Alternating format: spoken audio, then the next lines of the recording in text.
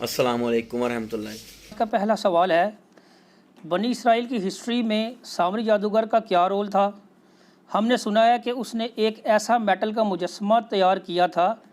جس میں سے آواز بھی آتی تھی، اور بنی اسرائیل میں 70,000 لوگوں نے اسے خدا سمجھ کر اس کی پوجا کرنی شروع کر دی، اور پھر انہی اسرائیلیوں کو اس کفر کے سبب قتل مردد کی سزا کے تحت قتل کر دیا گیا۔ پلیز اس واقعہ کی مکمل تفصیلات قرآن حکیم سے بیان کر دیں۔ دیکھیں، یہ جو سامری کے بارے میں ایک متھ مشہور ہے نا کہ وہ کوئی جادوگر تھا، جادوگر نہیں تھا وہ، نہ اس نے کہیں کلیم کیا کہ میں جادوگر ہوں۔ ایک شعبدہ باز تھا وہ، جس نے سیدنا موسیٰ علیہ نبینا وعلیہ الصلاۃ والسلام کے کوہ طور پہ جانے کے بعد ان کی امت کو، ظاہر ہے کہ وہ آپ علیہ السلام کے صحابہ کرام ہی تھے، فتنے میں مبتلا کر دیا، اس حال میں کہ ان کے اپنے چھوٹے بھائی، بلکہ بڑے بھائی، منصب نبوت کے اعتبار سے چھوٹے تھے، عمر میں ان سے بڑے تھے، سیدنا ہارون علی نبینا وعلیہ الصلاۃ والسلام، وہ بھی ان میں موجود تھے۔ اس کے باوجود اس نے اس قسم کا فتنہ ان میں ڈالا کہ وہ قوم بنی اسرائیل جو ہے وہ اس فتنے کے اندر مبتلا ہو گئی۔ تو یہ جو سامری کا واقعہ ہے یہ سورہ طٰہٰ کے اندر ڈیٹیل کے ساتھ آیا ہے۔ قرآن حکیم کا یہ جو پورشن ہے اس کی ہم آیات کور کر لیتے ہیں۔ پارہ نمبر 16 کے اندر جا کے یہ سورہ طٰہٰ آتی ہے، سورت نمبر ہے 20، اس میں آیت نمبر ہے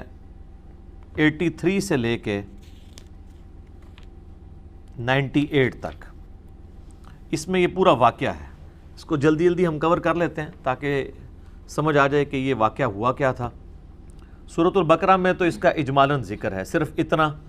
کہ یہ جو لوگ مرتد ہوئے تھے، جنہوں نے بچھڑے کو رب مان لیا تھا، ان کی سزا اللہ تعالیٰ نے یہ مقرر کی تھی کہ ان کو قتل کیا جائے گا۔ تورات میں اس کا ذکر ملتا ہے کہ یہ 3,000 کے قریب لوگ تھے۔ اب ظاہر ہے وہ ٹیمپرڈ فارم میں ہے، بعض اسرائیلی روایتوں میں 70,000 ہے، بعض یہ ہزاروں کی تعداد میں تھے جو ایک دن میں قتل کیے گئے تھے، اور ہر قبیلے والے کو کہا گیا تھا کہ وہ اپنے قبیلے کے اس بندے کو قتل کرے جس نے یہ کفر کیا ہے۔ بلکہ سورۃ البقرہ میں آیا کہ تمہارے رب کے حضور تمہاری توبہ کا طریقہ ہی یہ ہے کہ تم اپنوں کو قتل کرو، ہر قبیلے والے اپنے اپنے قبیلے والے ان لوگوں کو قتل کریں جو مرتد ہو گئے تھے۔ دوسروں سے کرواتے تو پھر وہ قبائلی تعصب جنم لے لیتا، چونکہ 12 قبائل تھے، اور اس میں الفاظ ہیں کہ تم اپنوں کو قتل کرو۔ تو وہ اپنوں جو ہے وہ با محاورہ بات ہو رہی ہے کہ اپنے قریبی لوگوں کو خود قتل کرو۔ بعض نے کہا کہ اپنوں سے مراد ہے کہ خود اپنے آپ کو قتل کرو، وہ کہتے ہیں جی انہوں نے زمین میں تلواریں گاڑ لیں اور اس کے اوپر اپنے آپ کو گرا لیا، تو یہ ایک دور کی بات ہے، اس طریقے سے اپنے آپ کو قتل کرنا ایک مشکل کام ہے۔ تو وہ اپنوں کو قتل کرو، مراد یہ کہ اپنے قبیلے کے لوگوں کو قتل کرو۔ تو یہ قتل مرتد کی سزا تھی، اور اس میں الفاظ ہیں سورۃ البقرہ میں کہ یہ تمہارے رب کے حضور تمہاری توبہ کا ذریعہ ہے۔ باقی ڈیٹیل واقعہ کہ یہ کیوں ہوا تھا سورۃ الاعراف میں بھی ذکر ہے، لیکن جس شان کے ساتھ سورہ طٰہٰ میں آیا نا اور کسی صورت میں نہیں۔ آیت نمبر 83 سے، اعوذ باللہ من الشیطان الرجیم، وَمَا أَعْجَلَكَ عَنْ قَوْمِكَ يَا مُوسَىٰ، اے موسیٰ تجھے کس چیز نے عجلت میں ڈالا کہ تو اپنی قوم کو چھوڑ کر میرے پاس آ گیا۔ اس میں بھی آگے آئے گا، سورۃ الاعراف میں بھی آیا کہ اللہ تعالیٰ نے ان سے وعدہ کیا تھا 30 دن کا کوہ طور پہ ملاقات کا، یعنی ان کی آپ سمجھ لیں وہاں پہ پوری ٹریننگ ہونی تھی۔ اور یہ واقعہ ہے جب وہ بنی اسرائیل کو لے کر نکلے ہیں اور وہ سمندری جھیل عبور کی ہے، وہ کئی ایک جھیلیں تھیں جن کو اب جوڑ کے نہر سوئز بنا دی گئی ہے، اور اس کے بعد یعنی بنی اسرائیل جو ہے وہ فرعون سے نجات پا چکے ہیں اور وہ شام کی طرف جا رہے ہیں، اور راستے میں کوہ طور پہ یہ معاملہ ہوا کہ اللہ تعالیٰ نے انہیں بلایا اپنے پاس 30 دن کے لیے، پھر بعد میں بڑھا کے اسے 40 دن کر دیے۔ اسی سے وہ تبلیغی جماعت والوں نے بھی چلہ نکالا ہے نا کہ حضرت موسیٰ علیہ السلام کا بھی، پر او چلہ اور تھے اے چلہ اور، ٹھیک ہے جی، اس لیے کہ وہاں پہ تو کتاب اللہ سکھائی جا رہی ہے، یہاں علماء کی کتابیں سکھائی جاتی ہیں۔ تو حضرت موسیٰ علیہ السلام کے ساتھ جو وقت مقررہ طے ہوا تھا نا، حضرت موسیٰ علیہ السلام ظاہر ہے اللہ کے ساتھ اپائنٹمنٹ ہو، وہ تو ایک ایک لمحہ ان کا کس درد میں اور کرب میں گزرا ہوگا، تو موسیٰ علیہ السلام وقت سے پہلے ہی چلے گئے وہاں پہ کوہ طور پہ۔ لیکن اللہ تعالیٰ تو آپ کو پتہ ہے اپنے معاملہ، اللہ کا تو کوئی رشتہ دار نہیں ہے، جو ہم بار بار بات کرتے ہیں۔ حتیٰ کہ سورہ یونس میں ہے کہ اللہ تعالیٰ فرماتا ہے یہ کبھی ہوا ہی نہیں ہے کہ ہم کسی قوم کے لیے عذاب کا فیصلہ کر دیں اور وہ عذاب اس سے ٹل جائے، سوائے قوم یونس کے۔ اور وہ اس لیے کہ یونس علیہ السلام نے اللہ تعالیٰ کی وحی کا انتظار کیے بغیر اپنا وہ علاقہ چھوڑ دیا تھا۔ تو یہ جو یونس علیہ السلام کی اجتہادی خطا تھی، اس ڈیبٹ کو اللہ تعالیٰ نے ان کی قوم کے لیے کریڈٹ بنا دیا کہ عذاب کے آثار نمایاں ہو گئے، لیکن چونکہ یونس علیہ السلام پہ وحی نہیں آئی تھی تو وہ آیا ہوا عذاب ٹل گیا۔ حالانکہ اللہ تعالیٰ ماتا ہے نہ اس سے پہلے نہ اس کے بعد کبھی نہیں ہوا کہ عذاب ٹلے، چونکہ پیغمبر نے اجتہادی خطا کی، اس کا بینیفٹ ان کی امت کو مل گیا۔ لیکن موسیٰ علیہ السلام کے کیس میں پیغمبر نے اپنے حق میں بہتری چاہی کہ میں اپنے رب کے پاس پہلے چلا جاؤں، تو اس ڈیبٹ، اس کریڈٹ کا جو ڈیبٹ ہے وہ اس اعتبار سے امت کے اوپر پڑ گیا، ان کے اوپر خود بھی اس اعتبار سے کہ ان کے لیے تو ٹینشن تھی نا کہ ان کی قوم گمراہ ہوئی ہے۔ تو یہ وہ الفاظ ہیں، وَمَا أَعْجَلَكَ عَنْ قَوْمِكَ يَا موسیٰ، اے موسیٰ تجھے کس چیز نے اجرت میں ڈال دیا تیری قوم کے بارے میں؟ قَالَ هُمْ أُولَٰئِ عَلَىٰ أَثَرِي وَأَعْجِلْتُ إِلَيْكَ رَبِّي لِتَرْضَىٰ، انہوں نے کہا کہ اے اللہ میری قوم میرے پیچھے نقش قدم پہ چلتی آ رہی ہے، وہ بھی میرے تک آ پہنچے گی، اور میں نے یہ جو اجرت اختیار کی تو اے میرے رب تیری رضا چاہنے کو، میں تو جلدی تیرے پاس آنا چاہتا تھا۔ اور آپ کو پتہ ہے اسی موقع پہ، یہاں تو نہیں ہے، سورۃ الاعراف میں، کہ انہوں نے اللہ تعالیٰ کی زیارت کی بھی تمنا کر دی تھی کہ اللہ میں تجھے دیکھنا چاہتا ہوں، تو اللہ تعالیٰ نے فرمایا کہ اس پہاڑ کی طرف، کوہ طور کی طرف دیکھ، اگر یہ قائم رہتا ہے نا پھر تو سوچنا تو مجھے دیکھ سکے گا۔ اور وہ پہاڑ جو ہے وہ ریزہ ریزہ ہو گیا اللہ تعالیٰ کی تجلی کی وجہ سے، اور اس کے انڈائریکٹ مشاہدے کی وجہ سے موسیٰ علیہ السلام بے ہوش ہو گئے۔ یہاں پہ وہ واقعہ سکپ ہے، لیکن وہ اسی 40 والا جو 40 دن کا چلہ آپ اسے کہہ لیں، اس کے اندر ہی یہ ہوا تھا۔ قَالَ فَإِنَّا قَدْ فَتَنَّا قَوْمَكَ مِن بَعْدِكَ وَأَضَلَّهُمُ السَّامِرِيُّ، تو پھر اللہ تعالیٰ نے فرمایا کہ بے شک ہم نے تیرے بعد تیری قوم کو فتنے میں ڈال دیا، آزمائش کے اندر، اور انہیں سامری نے گمراہ کر دیا ہے۔ اب ظاہر گمراہ تو سامری نے کیا ہے، اور اللہ تعالیٰ کہہ رہے ہیں میں نے فتنے میں ڈال دیا ہے۔ اس طرح کی جتنی قرآن پاک میں آیات ہیں نا جن کے اندر آیا کہ اللہ تعالیٰ گمراہ کر دیتا ہے، اس سے مراد یہ ہے کہ وہ لوگ خود گمراہی کمانا چاہتے ہیں تو اللہ تعالیٰ کی ڈیوائن مور ان کے اوپر لگتی ہے۔ اللہ نے تو آزمانا ہے انسان کو، وَلَنَبْلُوَنَّكُمْ بِشَيْءٍ مِّنَ الْخَوْفِ وَالْجُوعِ وَنَقْصٍ مِّنَ الْأَمْوَالِ وَالْأَنفُسِ وَالثَّمَرَاتِ، ہر طریقے سے اللہ تعالیٰ نے آزمانا ہے۔ تو ذریعہ کوئی بھی بن جاتا ہے، شیطان بھی ایک ذریعہ بنا ہوا ہے آزمائش کا۔ تو ان آیات کا مقصد یہ ہوتا ہے کہ اس سے یہ رزلٹ نکالنا چاہیے کہ اللہ تعالیٰ چاہتا تو اس فتنے کو ٹال بھی سکتا تھا، لیکن اللہ نے اس فتنے کو آزمائش بنا دیا، ورنہ زبردستی تو کوئی اس طریقے سے نہیں کر سکتا، نہ اللہ زبردستی کرتا، یعنی اگر اللہ تعالیٰ زبردستی کرنا چاہتا تو اس فتنے سے قوم کو ٹال سکتا تھا، لیکن ان کے لیے ایک آزمائش بن گئی۔ فرجع موسیٰ الی قومہ غضبان آسفا، پس موسیٰ علیہ السلام لوٹے اپنی قوم کی طرف غصے کی حالت میں اور غم کی حالت میں، غضب کی حالت میں۔ اچھا، اس سے یہ پتہ چل رہا ہے کہ وہ 40 دن کا جو ان کی اللہ کے ہاں صحبت تھی نا، اس کے اینڈ پہ اللہ تعالیٰ نے ان کو یہ بات بتائی ہے، ورنہ تو وہ 40 دن بھی ان کے بیچارے کے ٹینشن میں گزرتے، کس طرح وہ 40 دن گزارتے تو فوراً واپس ہی آتے گئے۔ یہ اینڈ پہ یہ بات کی ہے، کیونکہ اس کے ساتھ ہی ذکر ہے کہ وہ فوراً پلٹے، تو ظاہر ہے کہ وہ 40 دن گزارنے کے بعد پلٹے۔ قال یا قوم الم یعدکم ربکم وعدا حسنا، انہوں نے کہا میری قوم کیا تمہارے رب نے تم سے اچھا وعدہ نہیں کیا ہوا تھا؟ یعنی جو توحید کی بدولت ہمیشہ کی کامیابیاں تمہاری مقدر ہونے والی ہیں، کیا تم نے ان وعدوں کو جھوٹا سمجھ لیا کہ تم نے اتنی گری ہوئی حرکت کی کہ ایک بچھڑے کی عبادت شروع کر دی، اور وہ بھی میٹل کا بنا ہوا؟ افطال علیکم العہد ام اردتم ان یحل علیکم غضب من ربکم فاخلفتم موعدی، کیا تم پہ میرے جانے کے بعد اتنا لمبا عرصہ گزر گیا تھا کہ تم وہ عہد توڑ بیٹھے؟ میں کوئی ہزاروں سال کے لیے تو نہیں چلا گیا تھا، 40 دن کے لیے گیا ہوں، 40 دن میں تم نے پیچھے سے یہ معاملہ کر دیا، اور کوئی عام لوگ نہیں ہے، صحابہ ہیں، پیغمبر کی صحبت کی ہوئی ہے، اور ایک پیغمبر بھی بیچ میں موجود ہے، ہارون علیہ السلام۔ یا تم نے ارادہ کیا کہ تم خود اللہ کا عذاب اپنے اوپر حلال کر لو، اللہ کا غضب،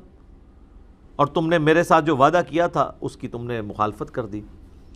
قالوا ما اخلفنا موعدک بملکنا ولکننا حملنا اوزارا من زینۃ القوم فقذفناها فکذلک القی السامری۔ وہ کہنے لگے کہ ہم نے کوئی آپ کے ساتھ وعدے کی مخالفت نہیں کی، بلکہ ہوا یہ کہ ہمارے پاس جو قوم کے زیورات ہم نے ان کا وزن اٹھایا ہوا تھا، ظاہر ہے ایک لمبا پیریڈ ان کو سفر کرنا پڑ رہا ہے ریگستان میں، اور انہوں نے اپنی قوم کے جو زیورات اٹھائے ہوئے تھے،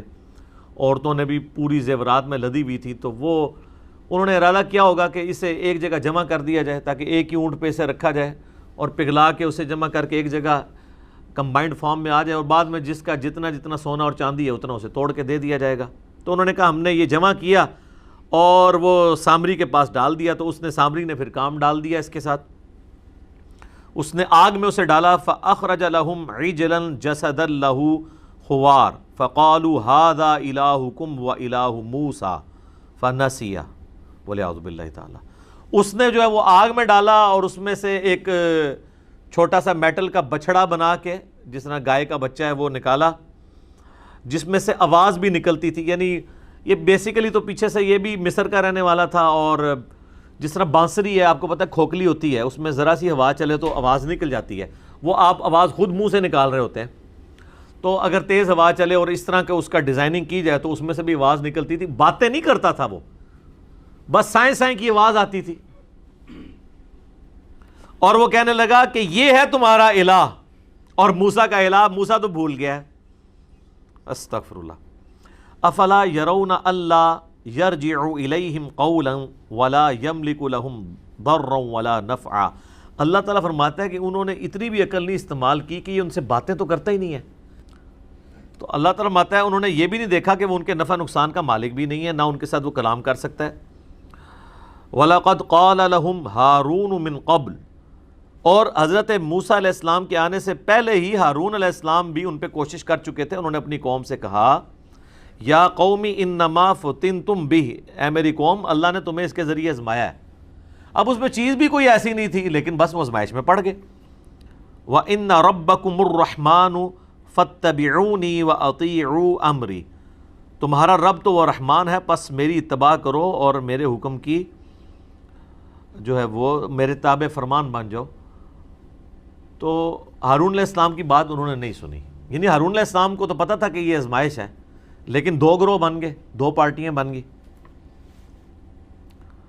قالوا لن نبرح علیہ عاکفین حتی یرجع الینا موسیٰ، انہوں نے کہا کہ ہم اس وقت تک اس بت پہ، اس بچھڑے کے اوپر اعتکاف کر کے دھیان رکھ کے بیٹھے رہیں گے یہاں تک کہ موسیٰ علیہ السلام آ کے ہمیں خود نہ منع کریں۔ تو کہتے ہیں موسیٰ علیہ السلام آئیں گے وہ ہمیں کہیں تو۔ قال یا ہارون ما منعک اذ رأیتم ضلوا، اب موسیٰ علیہ السلام نے تو پتہ ہے پھر غصہ جلال، انہوں نے کہا پہلے تو میں ذرا اپنے بھرا نوں پوچھا کہ میں تیری ڈیوٹی لا کے گیا سا، تو کیا کیتا ہے؟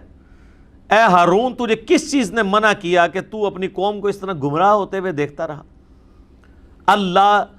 تتبعن، کہ تو میرے پیچھے ہی آ جاتا مجھے بتانے کے لیے کہ تواڈے ساتھیوں نے پیچھے کم پاتا ہے۔ افعصیت امری، کیا تو نے میرے حکم کی نافرمانی کی؟ قال یا ابن ام لا تأخذ بلحیتی ولا برأسی، انہوں نے کہا اے میرے ماں جائے، یعنی ایک محاورتاً بات کہ ہم دونوں کی ماں ایک ہے، یعنی ہم سگے بھائی ہیں آپس میں، مت کھینچ میری داڑھی اور میرے سر کے بالوں کو۔ یعنی موسیٰ علیہ السلام نے صرف آپ کو پتہ ہے ان کا تو جلال تھا، صرف کہنے پہ نہیں ہے، انہوں نے ان کو سر کے بالوں سے، زلفوں سے اور داڑھی سے پکڑ کے نا خوب جھنجھوڑا۔ اچھا، اس سے مٹھی داڑھی بھی ثابت ہو جاتی ہے کیونکہ چھوٹی داڑھی سے پکڑی نہیں جاتی، تو انبیاء کرام کی تو مٹھی ہوتی تھی، لیکن چھوٹی بھی کوئی رکھ لیتا تو داڑھی کے حکم میں وہ شامل ہے، افضل یہ ہے کہ مٹھی رکھے۔ تو اے میرے بھائی میری داڑھی اور سر کے بالوں کو چھوڑ دے، انی خشیت ان تقول فرقت بین بنی اسرائیل ولم ترقب قولی۔ تو انہوں نے کہا کہ مجھے یہ ڈر ہوا کہ تو مجھے یہ نہ کہہ دے کہ تو نے جو ہے وہ میرے جانے کے بعد بنی اسرائیل میں تفرقہ بازی ڈال دی ہے، اور میرے جو تمہارے ذمہ میں ڈیوٹی کر کے گیا تھا تم نے وہ ڈیوٹی نہیں پوری کی، کہ ان کو یہ بھی خطرہ تھا کہ میں اگر نکل جاتا ہوں پیچھے حالات مزید نہ خراب ہو جائیں، تو میری موجودگی سے کم از کم میرے حامی جو ہیں وہ تو ایٹ لیسٹ اس کام سے رکے رہیں گے نا۔ تو موسیٰ علیہ السلام یہ اجتہاد کر رہے تھے کہ تمہیں مجھے آگے بتانا چاہیے تھا، ان کا اجتہاد یہ تھا کہ میں نکل جاتا آپ کو بتاتا اور پیچھے سے کام خراب ہو جاتا تو آپ نے پھر مجھے کہنا تھا کہ تو ادھر سے نکل کیوں آیا، تو ہوتے ہی رہنا سی، میں آ ہی جانا سی، میں 40 دن واسطے گیا تھا۔ تو اچھا اس سے یہ بات پتہ چلی کہ اجتہادی معاملات میں پیغمبروں میں بھی اختلاف ہو سکتا ہے، یہ اجتہاد ہوتا ہے جس میں آپ دو رائے رکھ سکتے ہیں۔ قال فما خطبک یا سامری، اب موسیٰ علیہ السلام جو ہے نا اصل مجرم کی طرف ہوئے کہ ہاں بھی سامری تو سنا بھی، تو ایک کام پایا ہے۔ قال بصرت بما لم یبصروا به فقبضت قبضة من اثر الرسول، وہ کہنے لگا کہ میں نے ایک ایسا منظر دیکھ لیا تھا جو باقی لوگوں نے نہیں دیکھا، کہ میں نے جو رسول فرشتہ یا موسیٰ علیہ السلام خود ہی جا رہے تھے، شاید جبرائیل علیہ السلام ساتھ ہوں، یعنی یہ اس کی سٹوری ہے۔ اس پہ بھی اب علماء کا اختلاف ہے، کئی علماء کا موقف یہ ہے کہ یہ اس نے ایک فرضی سٹوری بتائی ہے اپنے اس کو چھپانے کے لیے، کیونکہ جو آواز نکل رہی تھی وہ تو ہوا سے نکل جاتی ہے، یہ نہیں ہے کہ اس سے کچھ ہوا۔ بعض کہتے ہیں نہیں فزیکلی ہو سکتا ہے کہ اللہ تعالیٰ نے اس قوم کو فتنے میں ڈالنا تھا تو جبرائیل علیہ السلام کے گھوڑے کے جو جہاں جہاں پاؤں لگ رہے تھے وہاں کے اس نے کوئی مٹی اس میں سے اٹھا لی۔ فَنَبَذْتُهَا وَكَذَلِكَ سَوَّلَتْ لِي نَفْسِي، تو بس اس نے اس میں اس کو ڈال دیا، وہ کہتا ہے یہ میرے جی نے مجھے یہی پٹی پڑھائی تھی۔ قَالَ فَاذْهَبْ فَإِنَّ لَكَ فِي الْحَيَاةِ أَن تَقُولَ لَا مِسَاس، تو موسیٰ علیہ السلام نے اسے بددعا دی کہ نکل جا، دفع ہو جا ادھر سے، اب پوری زندگی یہ تیری سزا ہے کہ تو لوگوں سے یہ کہے کہ مجھے کوئی نہ چھوئے۔ اس کو اللہ تعالیٰ نے ایک بیماری لگا دی، بعض کہتے ہیں جزام کی بیماری تھی، اور ایسا جزام لگا، کوڑ کا مرض ہوا کہ اگر اس کو کوئی ہاتھ ٹچ کرتا تھا نا تو اس کو بھی تیز بخار ہوتا تھا، اور جو ہاتھ لگاتا تھا اس کو بھی تیز بخار، یعنی اسے بھی اس اذیت سے گزرنا پڑتا تھا۔ تو ہر وقت اس کی زبان پہ یہ ہوتا تھا مجھے کوئی ہاتھ نہ لگائے، مجھے کوئی ہاتھ نہ لگائے، یعنی اس کے ہاتھوں نے جو غلط کام کیا تو اللہ تعالیٰ نے اسے یہ سزا اس پہ مسلط کر دی پوری زندگی کے لیے۔ وَإِنَّ لَكَ مَوْعِدًا لَن تُخْلَفَهُ وَانظُرْ إِلَىٰ إِلَٰهِكَ الَّذِي ظَلْتَ عَلَيْهِ عَاكِفًا، اور ان کا کہ بے شک تیرے ساتھ جو وعدہ ہے نا اس کی کوئی خلاف ورزی نہیں ہوگی، دنیا میں بھی عذاب آخرت کا بھی عذاب ابھی تیرا باقی ہے، اور اب دیکھ کہ میں تیرے بنائے ہوئے اس جھوٹے الہ کے ساتھ کیا کرتا ہوں جس کے اوپر تم لوگ اعتکاف کر کے بیٹھے ہوئے تھے۔ لَنُحَرِّقَنَّهُ ثُمَّ لَنَنْسِفَنَّهُ فِي الْيَمِّ نَسْفًا، میں اس کو آگ لگاؤں گا اور اس کی راکھ جو ہے سمندروں میں خشکیوں میں بکھیر دوں گا۔ یعنی وہ جو بچڑا بنایا ہوا تھا اس کو وہ ختم ہی کر دیا، وہ زیور بھی ان سے جاتے رہے، ظاہر ہے یہی کچھ ہی ہونا چاہیے تھا جو کچھ انہوں نے کیا۔ انما الہکم اللہ الذی لا الہ الا ہو، تمہارا الہ تو نہیں ہے مگر وہی ایک اللہ، صرف وہ ایک اللہ جس کے سوا کوئی معبود نہیں ہے۔ وسع کل شیء علما، اور اللہ تعالیٰ نے اللہ یعنی وہ ہستی ہے جس کے علم کی وسعت نے ہر چیز کو گھیرا ہوا ہے۔ کذالک نقص علیک من انباء ما قد سبق، اے نبی علیہ السلام اس طریقے سے ہم آپ کے اوپر وہ واقعات بیان کر رہے ہیں جو آپ سے پہلے گزر چکے ہیں۔ وقد آتیناک من لدنا ذکرا، اور بے شک ہم نے آپ کو اپنی طرف سے ایک نصیحت والی چیز یعنی قرآن عطا فرمایا۔ یعنی یہ نبی علیہ السلام کے نبی ہونے کی دلیل ہے کہ آپ علیہ السلام کی پیدائش سے 1400 سال پہلے کا یہ واقعہ ہے، حضرت موسیٰ علیہ السلام کا یہ جو پورا واقعہ ہے، اور وہ نبی علیہ السلام جنہوں نے کوئی دنیاوی تعلیم حاصل نہیں کی ہوئی، اس کے باوجود ان واقعات کو ٹینیز ڈیٹیل تک ایکوریسی کے ساتھ بیان کر رہے ہیں، یہ نبی علیہ السلام کے نبی ہونے کی دلیل ہے۔ باقی اس کا ایک پہلو ہے کہ یہ تو قرآنک ورژن ہے اس واقعے کا، ایک اس کا ورژن ہے جو تورات اولڈ ٹیسٹمنٹ میں موجود ہے، وہ مختلف ہے، اس میں تو معاذ اللہ انہوں نے حضرت ہارون علیہ السلام کے اوپر الزام لگایا کہ انہوں نے یہ بچڑا بنا دیا تھا. جی ہاں, پھر اس میں کنٹراڈکشن بھی ہے. اس میں آپ اگر مولانا مودودی رحمہ اللہ تعالیٰ کی جو تفسیر ہے تفہیم القرآن وہ آپ پڑھیں, انہوں نے دونوں کو کمپیئر کروا کے بتایا کہ کس طریقے سے تورات کے اندر یہ ٹیمپر کیا گیا ہے, اور تورات میں آنے والے اس واقعے میں خود اتنا کنٹراڈکشن پایا جاتا ہے کہ وہ خود ایک طرح کا واقعہ بیان نہیں کرتا. اور انہوں نے بتایا کہ اگر یہ بات ہوتی تو ہارون علیہ السلام کو سب سے پہلے سزا دی جاتی, کیونکہ قتل مرتد کی سزا اگر ان لوگوں کو ہو رہی ہے تو جس نے بنایا تھا تو اس کو سزا نہیں ہوئی. رہا یہ کہنا کہ اس کو سزا قتل مرتد کی کیوں نہیں ہوئی, قتل مرتد کی سزا اگر سامری کو ہوتی تو وہ ایک دفعہ مارا جاتا نا, یہ تو پوری زندگی کے لیے اس کو کوڑ کے مرض میں اور اس عذاب میں مبتلا کر دیا, پھر یہ جنگلوں میں نکل گیا, بڑی ذلت کی موت ہوئی. تلوار مار دی جاتی تو ایک دفعہ ہی جان چھوٹ جاتی, تو اس کو اس سے بڑا عذاب ڈالا گیا. تو اس واقعے سے آپ نے یہ عبرت حاصل کرنی تھی کہ شرک اتنی خطرناک چیز ہے کہ وہ کسی بھی وقت داخل ہو سکتی ہے, حتیٰ کہ وقت کا پیغمبر بھی موجود ہونا تب بھی یہ داخل ہو سکتی. تو سر آج تو پیغمبر موجود نہیں ہے, تو آج بھی داخل ہوگی اور ہوئی بھی نظر بھی آتی ہے. مزید ویڈیو دیکھنے کے لیے ہمارے YouTube چینل کو سبسکرائب کریں.